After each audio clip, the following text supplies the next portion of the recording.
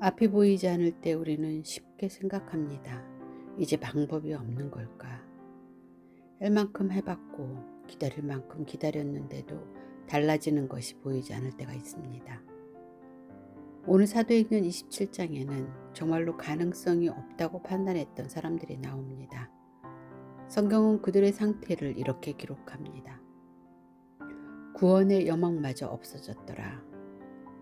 그런데 바로 그때 바울이 일어나 뜻밖의 말을 합니다. 안심하라. 상황이 좋아진 것도 아니었습니다. 풍랑도 그대로였습니다. 그런데 바울은 왜 안심하라고 말할 수 있었을까요?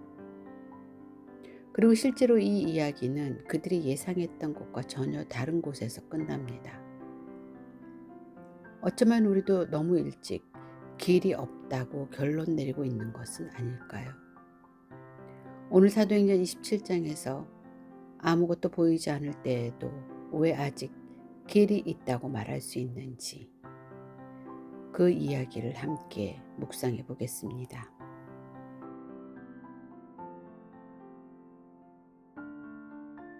사도행전 27장은 드디어 바울이 로마로 떠나는 장면으로 시작합니다. 우리가 배를 타고 이달리아에 가기로 작정되매 1절입니다. 오랫동안 재판을 받았고 가이사에게 상소했고 아그리빠 앞에서 마지막 변론까지 마쳤습니다. 이제 로마로 갑니다. 독자 입장에서는 여기서 조금 마음이 놓일 수 있습니다. 이제 남은 것은 로마에 도착하는 일처럼 보입니다. 그런데 누가는 로마까지 가는 이 마지막 여정을 아주 길게 기록합니다. 그리고 그 여정은 우리가 기대했던 모습과 상당히 다릅니다. 로마로 가는 길인데 처음부터 쉽지 않습니다. 바울은 다른 죄수들과 함께 백부장 율리오에게 넘겨집니다. 그리고 배를 타고 출발합니다. 그런데 4절부터 분위기가 달라집니다. 바람의 거스름을 피하여 7절에도 비슷한 표현이 나옵니다. 배가 더디가 여러 날 만에 간신히 그리고 다시 풍세가 더 허락하지 아니하므로 누가는 항해가 얼마나 어려웠는지를 반복해서 보여줍니다. 여기서 한 가지를 생각해 볼 수 있습니다.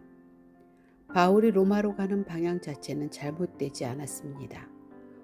오히려 로마는 이미 하나님께서 말씀하신 목적지입니다. 그런데 그 길에도 거스르는 바람이 있습니다. 누가는 앞으로 이 거스르는 바람 속에서 어떤 일이 일어나는지를 보여주려고 합니다. 바울은 위험을 알아봅니다. 시간이 많이 지났습니다. 항해하기에 위험한 계절이 되었습니다. 그래서 9절에서 누가는 말합니다.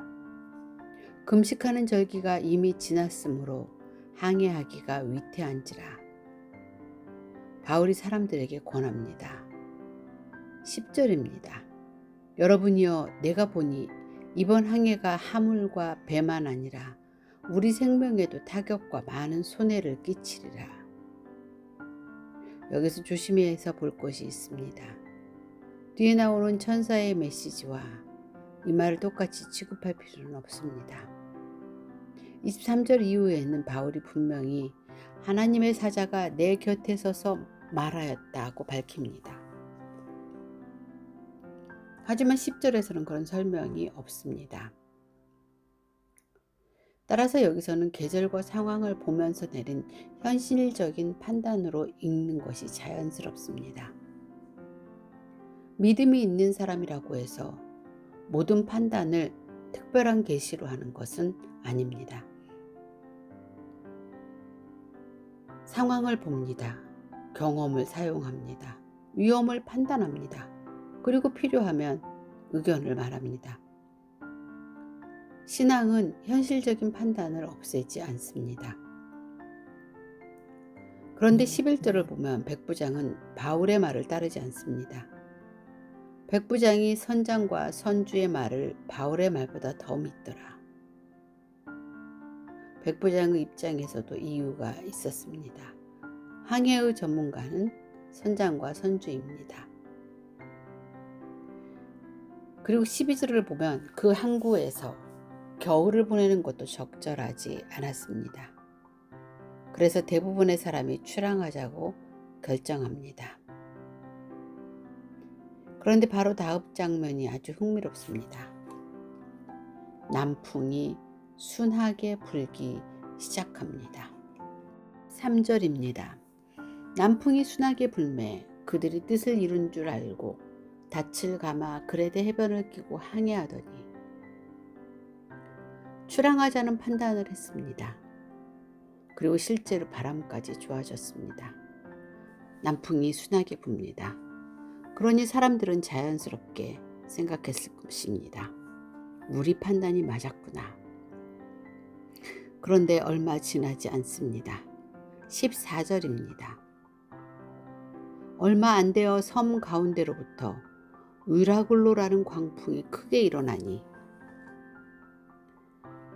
15절입니다.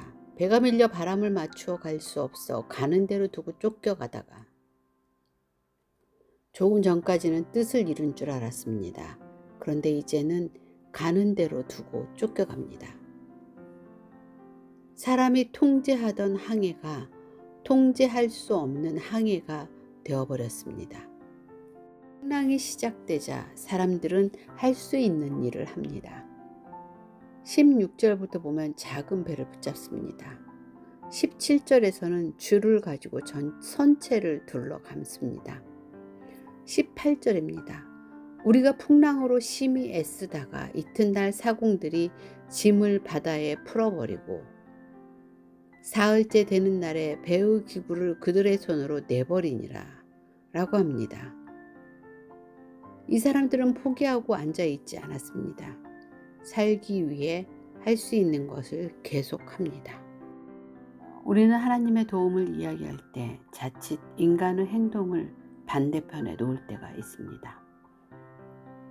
그러나 27장은 그렇게 진행되지 않습니다. 사람들은 할 수 있는 것을 합니다. 그리고 나중에 하나님의 약속을 들은 뒤에도 계속 해야 할 일을 합니다. 믿음은 현실적인 행동을 멈추게 하지 않습니다. 오히려 뒤에서는 다시 행동할 힘을 줍니다. 여기까지 사람들은 상당히 애썼습니다. 경험도 사용하고 기술도 사용하고 짐도 버리고 배의 기구도 버렸습니다. 그런데도 풍랑은 끝나지 않습니다. 그리고 20절에 도착합니다. 여러 날 동안 해도 별도 보이지 아니하고 큰 풍랑이 그대로 있음에 구원의 여망마저 없어졌더라. 고대 항해에서 해와 별은 자신들이 어디에 있는지를 판단하는 중요한 기준이었습니다. 방향을 판단할 근거가 사라진 것입니다. 이제 사람들은 살아날 가능성 자체가 없다고 생각하기 시작했습니다. 21절입니다. 여러 사람이 오래 먹지 못하였음에 바울이 가운데 서서 말하되 바울은 이 배의 선장이 아닙니다. 백부장도 아닙니다. 항해를 책임지는 사람도 아닙니다. 심지어 자유인도 아닙니다. 그런데 모두가 희망을 잃은 순간 그 죄수가 사람들 가운데 일어섭니다. 내가 너희를 권하노니 이제는 안심하라. 바울의 시선은 이미 앞으로 향합니다. 바울은 그들에게 이제는 안심하라. 과거의 판단이 잘못되었다고 해서 앞으로의 가능성까지 사라지는 것은 아니었습니다. 잘못 지나온 길이 있어도 그 자리에서 다시 시작할 수 있습니다. 그런데 바울은 무엇을 근거로 안심하라고 했을까요? 22절 전체를 보겠습니다. 내가 너희를 권하노니 이제는 안심하라. 너희 중 아무도 생명에는 아무런 손상이 없겠고 오직 배뿐이리라. 놀랍습니다. 바울은 아주 구체적으로 말합니다. 사람은 삽니다. 그리고 배는 잃습니다.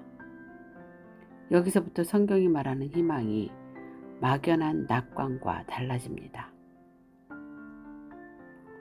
바울에게 중요한 것은 배가 온전하게 남는 것보다 사람들이 살아서 다음으로 가는 것이었기 때문입니다. 우리는 때때로 내가 붙잡고 있는 것이 지켜져야만 앞으로 갈 수 있다고 생각합니다. 그런데 27장은 조금 다른 장면을 보여줍니다. 배는 없어져도 길은 없어지지 않습니다. 배는 목적지가 아니었습니다. 로마로 가기 위한 하나의 수단이었습니다. 수단은 사라질 수 있습니다. 그렇다고 하나님께서 말씀하신 다음까지 사라지는 것은 아니었습니다. 바울에게는 보이는 상황보다 다른 근거가 있었습니다. 23절입니다. 내가 속한 바, 곧 내가 섬기는 하나님의 사자가 어젯밤에 내 곁에 서서 24절입니다. 바울아, 두려워하지 말라. 내가 가이사 앞에 서야 하겠고. 바울에게 아직 다음 장면이 있다는 뜻입니다. 지금 이 바다가 마지막이 아닙니다. 지금 이 풍랑이 결론이 아닙니다.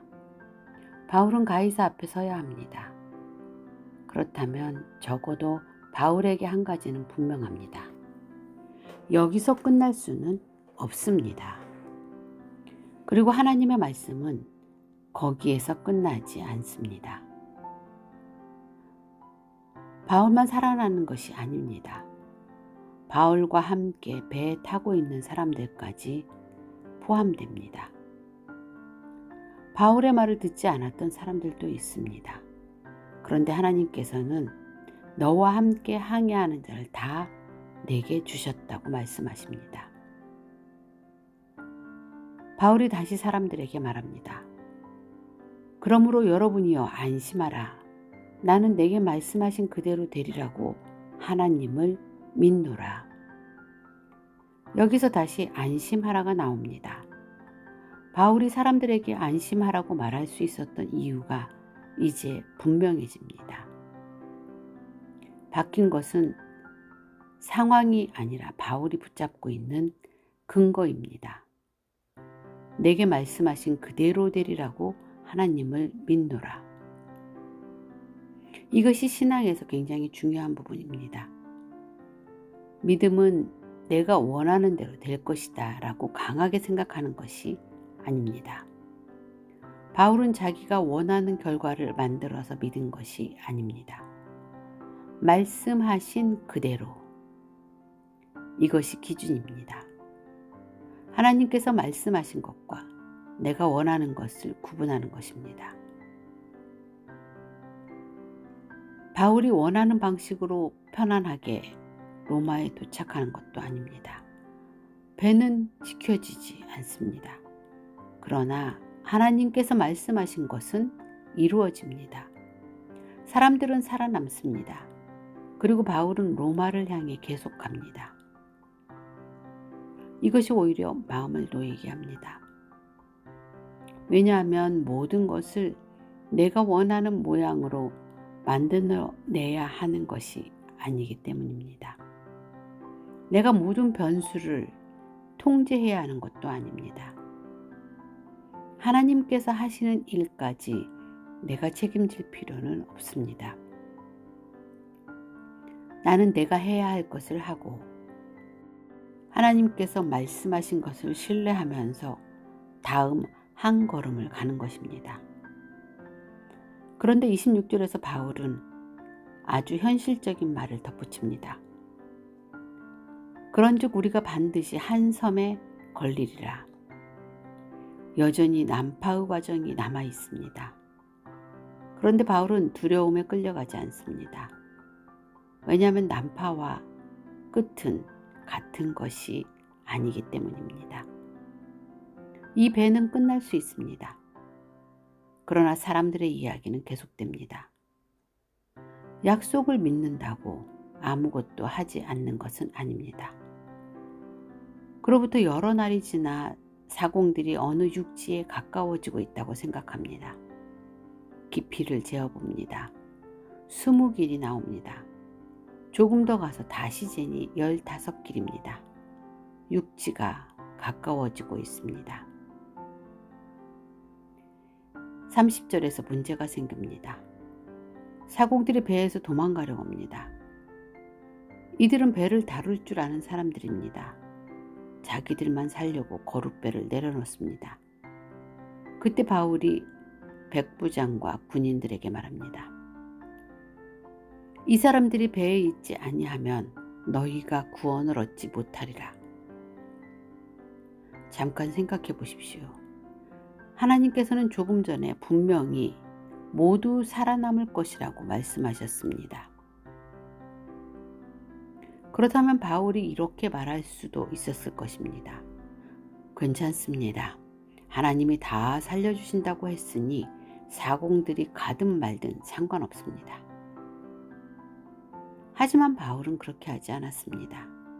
사공들이 필요합니다. 그래서 군인들이 거룻배의 줄을 끊어 떼어버립니다. 여기에서 믿음의 중요한 모습을 봅니다. 하나님의 약속과 인간의 책임은 서로 반대가 아닙니다.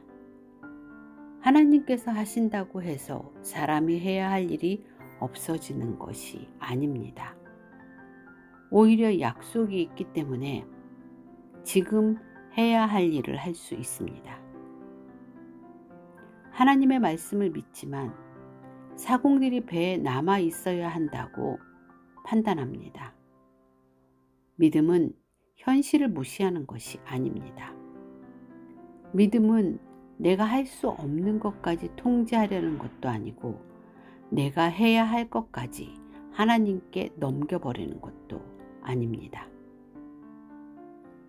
20절에선 사람들이 구원의 여망마저 없어졌다고 생각했습니다. 그런데 불과 몇 절 뒤에는 상황이 달라집니다. 아직 완전히 구조된 것도 아닙니다. 그런데 이제는 무엇을 해야 하는지가 하나씩 보이기 시작합니다. 사공들은 남아야 합니다.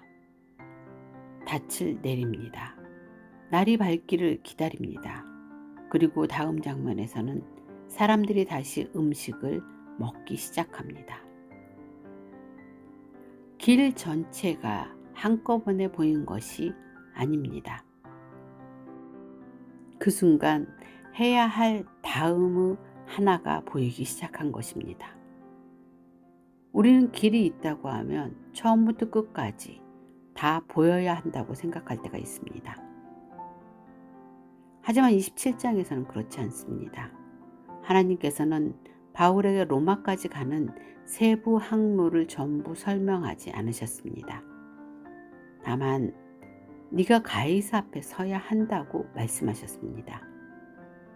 그리고 그 다음 해야 할 일이 하나씩 나타납니다. 어쩌면 우리가 원하는 것도 이것일지 모릅니다.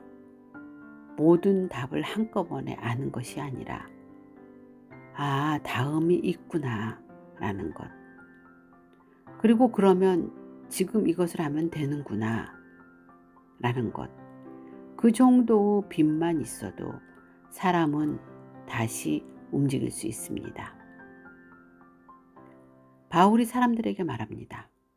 음식을 먹으십시오.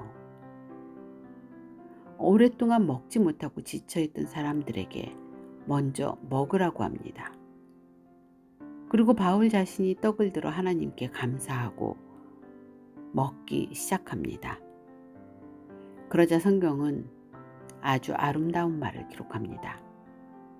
그들도 다 안심하고 받아 먹으니. 20절에서 희망을 잃었던 사람들이 이제는 안심하고 먹기 시작합니다.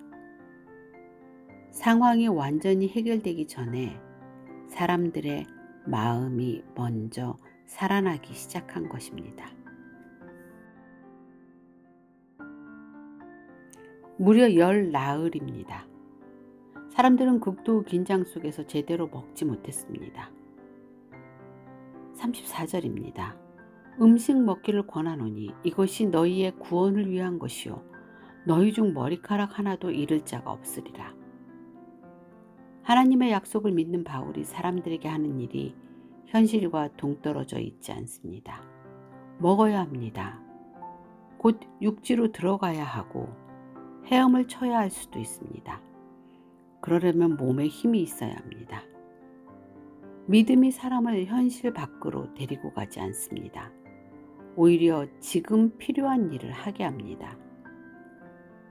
그리고 35절입니다. 떡을 가져다가 모든 사람 앞에서 하나님께 축사하고 떼어 먹기를 시작하매. 풍랑은 아직 끝나지 않았습니다. 배도 아직 안전하지 않습니다. 그런데 바울은 감사합니다. 아직 해결되지 않은 한가운데에서 자신에게 주어진 음식을 받아 먹으며 하나님께 감사합니다. 그리고 먼저 먹기 시작합니다. 그러자 놀라운 변화가 나타납니다. 36절입니다. 그들도 다 안심하고 받아 먹으니. 다 안심하고 27장의 중요한 변화가 바로 여기에서 눈에 보이기 시작합니다. 풍랑이 사라져서 마음이 바뀐 것이 아닙니다. 아직 배 위에 있습니다. 그런데 사람들이 다시 먹습니다. 다시 힘을 냅니다. 다시 살아남기 위해 움직일 준비를 합니다. 희망은 때로 상황이 완전히 해결된 다음에 오는 것이 아닙니다.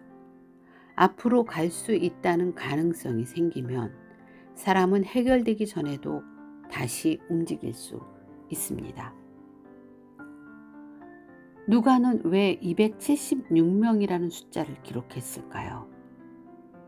37절입니다. 배에 있는 우리의 수는 전부 276명이더라. 이 숫자를 기억해 둘 필요가 있습니다. 왜냐하면 하나님께서 바울에게 말씀하셨기 때문입니다. 하나님께서 너와 함께 항해하는 자를 다 내게 주셨다 라고 하셨습니다. 그리고 마지막에 누가는 그 다가 실제로 어떻게 되었는지 확인시켜 줍니다. 사람들은 음식을 충분히 먹은 뒤 남은 밀을 바다에 버립니다. 배를 가볍게 합니다. 이제 무엇을 보존해야 하고 무엇을 내려놓아야 하는지가 분명해졌습니다. 처음에는 화물을 지키는 것도 중요했을 것입니다. 하지만 지금은 아닙니다. 지금 가장 중요한 것은 사람입니다. 생명입니다. 목적을 위해 필요했던 수단을 목적 자체처럼 붙잡지 않습니다. 39절입니다. 날이 새매 어느 땅인지 알지 못하나 경사진 해안으로 된 항만이 눈에 띄거늘. 아직 모든 것을 아는 것이 아닙니다. 어디인지도 모릅니다. 하지만 육지는 보입니다. 어제까지 해도 별도 보이지 않았던 사람들에게 이제 눈앞에 땅이 나타났습니다. 길 전체를 알게 된 것은 아닙니다. 그러나 지금 가야 할 곳은 보입니다. 그래서 그곳으로 배를 밀어넣기로 결정합니다. 40절입니다. 닻을 끊어 바다에 버립니다. 키를 풀어놓습니다. 돛을 달고 바람을 맞추어 해안을 향합니다. 사람들이 다시 움직입니다. 이것이 중요합니다. 하나님께서 모두 살아남는다고 말씀하셨지만 그 말씀은 사람들을 수동적으로 만들지 않았습니다. 오히려 마지막까지 판단하고 먹고 버리고 움직이고 해안을 향합니다. 그런데 마지막 순간에 또 문제가 생깁니다. 여기쯤 오면 독자는 기대합니다. 이제 무사히 육지에 도착하겠구나. 그런데 또 아닙니다. 41절입니다. 두 물이 합하여 흐르는 곳을 만나 배를 걸매 이 물은 부딪혀 움직일 수 없이 붓고 고물은 큰 물결에 깨어져 가니. 배가 결국 깨지기 시작합니다. 마지막까지 순조롭지 않습니다. 그런데 여기에서 27장을 읽는 우리의 시선은 이미 처음과 달라져 있어야 합니다. 배가 깨진다고 이야기가 깨지는 것은 아닙니다. 이 배는 처음부터 목적지가 아니었습니다. 사람들을 다음 장소로 옮겨주는 수단이었습니다. 그리고 이제 그 역할이 끝나갑니다. 배가 없어도 갈 수 있었습니다. 이게 바로 27장의 가능성입니다. 처음에는 모두 배가 있어야 산다고 생각했을 것입니다. 당연합니다. 망망대해에서 배가 사라지면 끝이라고 생각할 수밖에 없습니다. 그런데 마지막에는 어떻게 육지로 갑니까? 어떤 사람은 헤엄쳐서 갑니다. 어떤 사람은 널조각을 붙잡고 갑니다. 처음 생각했던 방법과 전혀 다른 방법입니다. 하나의 방법이 끝났다고 길까지 끝나는 것은 아니었습니다. 42절입니다.